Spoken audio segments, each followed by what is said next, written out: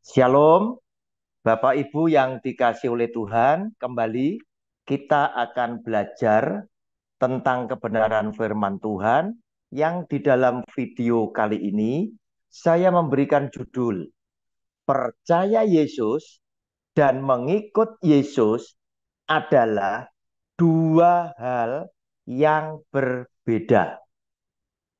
Bapak Ibu, kita baca ayatnya dari Yakobus pasal 2 ayat 19 sampai 22. Yakobus pasal 2 ayat 19 sampai dengan 22. Engkau percaya bahwa hanya ada satu Allah saja, itu baik. Tetapi setan-setan pun juga percaya akan hal itu dan mereka gemetar. Hai manusia yang bebal, maukah engkau mengakui sekarang bahwa iman tanpa perbuatan adalah iman yang kosong? Bukankah Abraham, bapa kita, dibenarkan karena perbuatan-perbuatannya ketika ia mempersembahkan Ishak anaknya di atas mezbah? Kamu lihat bahwa iman bekerja sama dengan perbuatan-perbuatan, dan oleh perbuatan-perbuatan itu iman menjadi sempurna. Bapak Ibu, setiap orang Kristen percaya bahwa Yesus adalah Tuhan, itu benar, itu bagus. Setiap orang Kristen percaya bahwa Yesus adalah juru selamat dunia satu-satunya. Dan itu sangat tepat. Bahkan orang Kristen pun yakin Yesus adalah satu-satunya hakim yang nanti akan menghakimi orang yang hidup dan yang mati. Dan itu pun sangat luar biasa. Tepat sekali. Namun kita tidak bisa bangga hanya karena kita mempercayai hal-hal tersebut. Sebab di dalam bacaan firman Tuhan tadi dikatakan bahwa iblis setan pun juga percaya bahwa Yesus adalah Tuhan. Nah, Bapak Ibu, bacaan kita tadi memberitahukan yang membedakan antara iblis setan dengan anak-anak Tuhan adalah karena hidup saudara dan saya sebagai anak-anak Tuhan bukan hanya percaya bahwa Yesus adalah Tuhan, bahwa Yesus adalah satu-satunya hakim yang akan menghakimi orang yang hidup dan yang mati, bahwa Yesus adalah satu-satunya juru selamat dunia. Bukan hanya itu. Namun, di samping semuanya yang kita percayai, kita masih punya yang iblis setan tidak miliki, yaitu kita memiliki hidup yang meneladani, yang mencontoh hidup Yesus Kristus Tuhan kita. Nah, Bapak Ibu, di dalam bacaan tadi dikatakan, ya, hai manusia bebal, maukah engkau mengakui sekarang bahwa iman tanpa perbuatan adalah iman yang kosong, yaitu kita memiliki perbuatan yang bekerja sama dengan iman tadi, yaitu kita meneladani apa yang dilakukan oleh Tuhan Yesus di dalam kehidupannya, kita terapkan lewat kehidupan kita. Inilah yang membedakan antara kita dengan iblis setan. Iblis setan berbuat justru melawan apa yang dilakukan oleh Tuhan Yesus, apa yang dikatakan, apa yang dia ajarkan. Tetapi kita akan meneladani hidup Kristus, mentaati dan melakukan firman-Nya di dalam hidup kita sehari-hari. Bapak Ibu, apa yang kita mesti lakukan? Sebab yang disebut Kristen adalah setiap hidup saudara dan saya yang sama dengan hidup Kristus. Itulah orang Kristen. Bukan karena saudara punya KTP, tercetak agamanya adalah Kristen. Bukan itu. Tetapi orang Kristen adalah orang yang hidupnya sama seperti Kristus Yesus Tuhan kita. Yang pertama, Matius pasal 22 ayat 36 sampai 40. Itu menjadi salah satu yang saudara dan saya itu lakukan di dalam hidup kita sehari-hari, menjadi satu kebiasaan kita. Tanpa kita mikir, kita lakukan yang dia perintahkan ini. Sebab ini menjadi satu kebiasaan di dalam kehidupan kita sebagai anak-anaknya. Matius 22 ayat 36 sampai 40. Guru, hukum manakah yang terutama dalam hukum Taurat? Jawab Yesus kepadanya, kasihlah Tuhan Allahmu dengan segenap hatimu dan dengan segenap jiwamu dan dengan segenap akal budimu. Itulah hukum yang terutama dan yang pertama. Dan hukum yang kedua yang sama dengan itu ialah kasihlah sesamamu manusia seperti dirimu sendiri. Pada kedua hukum inilah tergantung seluruh hukum Taurat dan kitab para nabi.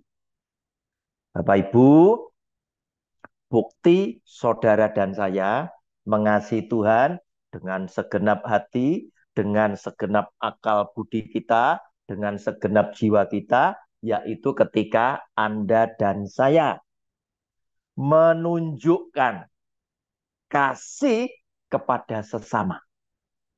Sehingga apa yang kita lakukan dengan mengasihi sesama yang menjadi kebiasaan hidup kita, itulah yang salah satunya mencerminkan bahwa saudara dan saya adalah orang Kristen yang berbeda dengan iblis setan. Bapak Ibu, kasih itu pun terlihat di dalam ketaatan saudara dan saya melakukan perintah yang lain, yaitu perintah-perintah yang ditujukan oleh Tuhan Yesus dalam bentuk satu tindakan yang dia katakan di dalam Matius 25 ayat 35 sampai 40. Tadi yang 22, 36, 40 adalah perintahnya. Kasihlah Tuhan Allahmu, kasihlah sesamamu manusia. Sekarang actionnya, kenyataannya. Inilah yang dia minta untuk saudara dan saya lakukan. Sebab ketika aku lapar, kamu memberi aku makan. Ketika aku haus, kamu memberi aku minum. Ketika aku seorang asing, kamu memberi aku tumpangan. Ketika aku telanjang, kamu memberi aku pakaian. Ketika aku sakit, kamu melawat aku. Ketika aku di dalam penjara, kamu mengunjungi aku. Maka orang-orang benar itu akan menjawab dia katanya, Tuhan, bila manakah kami melihat engkau lapar dan kami memberi engkau makan, atau haus dan kami memberi engkau minum? Bila manakah kami melihat engkau sebagai orang asing dan kami memberi engkau tumpangan, atau telanjang dan kami memberi engkau pakaian. Bila manakah kami melihat engkau sakit atau dalam penjara dan kami mengunjungi engkau. Dan raja itu akan menjawab mereka, aku berkata kepadamu, sesungguhnya segala sesuatu yang kamu lakukan untuk salah seorang dari saudaraku yang paling hina ini, kamu telah melakukannya untuk aku. Bapak Ibu, salah satu action, bukti nyata Anda dan saya adalah anak Tuhan yang mengasihi Tuhan, berbeda dengan iblis setan, Anda punya ketaatan melakukan perintah Tuhan Yesus, yaitu mengasihi sesama. Yang paling hina itu sama dengan saudara dan saya melakukan untuk aku, huruf besar, yaitu Yesus Kristus Tuhan. Prihatinnya saya, jarang pendeta yang mengajarkan kepada jemaatnya untuk melakukan yang satu ini. Sebagai sarana engkau berterima kasih kepada Kristus yang telah mati di atas kayu salib menebus dosa saudara dan saya. Bapak Ibu, upah yang disediakan oleh Tuhan Yesus, engkau dan aku dijadikan domba di sebelah kanan Dia yang akan diselamatkan. Tetapi ironinya menyedihkan sekali. Banyak pendeta mengajarkan, jika kamu memberikan persembahan persepuluhan, maka hidup keluargamu akan diberkati berlimpah-limpah. Dan jemaat suka dengan berkat yang jasmani.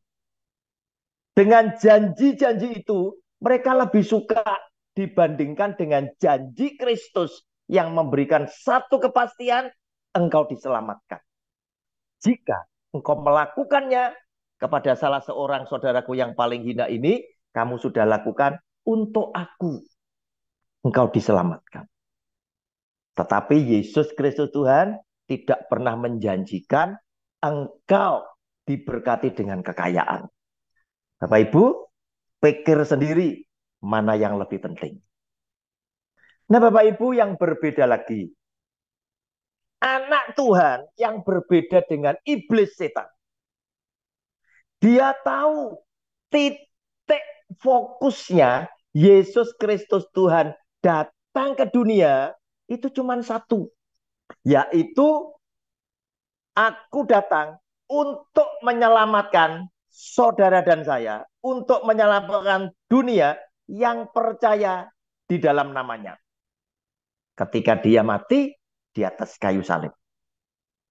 Bapak Ibu, dia tidak pernah menjanjikan, engkau setia kepadaku, engkau datang dengan persembahan, kamu akan jadi kaya. Tidak pernah. Dan Yesus Kristus Tuhan konsisten. Dia tidak butuh uang saudara dan saya. Matius pasal 9 ayat 13.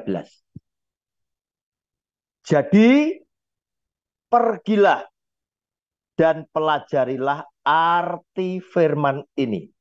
Yang ku kehendaki ialah belas kasihan dan bukan persembahan. Karena aku datang bukan untuk memanggil orang benar, melainkan orang berdosa. Bapak Ibu biasakan membaca ayat Alkitab, tidak lupa membaca judul bacaannya. Fokus Tuhan Yesus kepada orang berdosa agar supaya saudara dan saya punya belas kasihan untuk nuntun orang berdosa kembali kepada jalan yang benar dan mereka diselamatkan. Yesus Kristus Tuhan bilang, yang ku kehendaki ialah belas kasihan dan bukan persembahan. Yesus Kristus Tuhan senang ketika saudara dan saya punya hati yang penuh belas kasihan, yang penuh welas asih, yang penuh perhatian kepada orang-orang yang hidupnya keluar dari firman Allah. Mereka menuju kebinasaan, kita ingatkan, kita tegur, kita luruskan supaya mereka kembali kepada jalan yang benar dan mereka diselamatkan. Lebih lanjut, Tuhan Yesus bilang, karena aku datang bukan untuk memanggil orang benar, melainkan orang berdosa. Bapak Ibu, ada perintah lain yang sukar, yaitu yang ada di dalam Matius pasal 5 ayat 44 sampai dengan 48, yaitu saudara dan saya diminta untuk mengasihi musuh. Mari kita baca. Tetapi aku berkata kepadamu, kasihilah musuhmu dan berdoalah bagi mereka yang menganiaya kamu. Karena dengan demikianlah kamu menjadi anak-anak Bapamu yang di surga, yang menerbitkan matahari bagi orang yang jahat dan orang yang baik, dan menurunkan hujan bagi orang yang benar dan orang yang tidak benar. Apabila kamu mengasihi orang yang mengasihi kamu, apakah upahmu? Bukankah pemungut cukai juga berbuat demikian? Dan apabila kamu hanya memberi salam kepada saudara-saudaramu, apakah lebihnya daripada perbuatan orang lain? Bukankah orang yang tidak mengenal Allah pun berbuat demikian? Karena itu haruslah kamu sempurna, sama seperti Bapamu yang di surga adalah sempurna. Bapak Ibu, kita diminta berbeda dengan orang-orang dunia. Orang-orang yang biasa melakukan perbuatan dosa di dalam bacaan ini diambil contoh oleh Tuhan Yesus adalah pemungut cukai atau orang lain. Kalau mereka bisa mengasihi orang yang mencintai, itu biasa. Karena itu, apa upah kita jika kita berbuat sama dengan mereka? Yesus Kristus Tuhan inginkan saudara dan saya berbeda dengan orang-orang dunia yang mengasihi orang-orang yang mencintai mereka. Tetapi kita diminta mengasihi orang-orang yang berbuat jahat kepada kita. Bapak Ibu, itulah buktinya Anda dan saya berbeda dengan iblis setan.